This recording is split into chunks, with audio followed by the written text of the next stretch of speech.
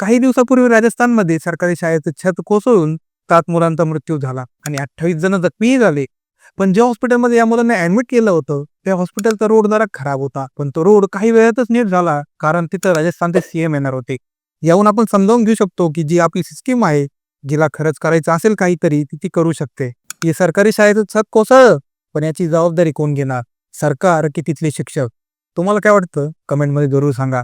पण ही सगळी घटना झाली, याचं जबाबदार शिक्षकांना ठरवण्यात आलं आणि तिथल्या सर्व शिक्षकांनाही सस्पेंड करण्यात आलं. पण एक गोष्ट लक्षात घेण्यासारखी आहे की शाळेची इमारत जी होती ती 40 वर्ष जुनी होती. याचा दुसरा अर्थ असाही होतो की गव्हर्नमेंटचं सरकारी शाळांकडे अजिबात लक्ष नाही. आणि ही गोष्ट फक्त राजस्थान पुरती नाहीये, पूर्ण भारतात अशीच दशा आहे. महाराष्ट्रामधील सरकारी शाळा असो किंवा युपीतील सरकारी शाळा, सगळीकडे प्रकार सेमच आहे.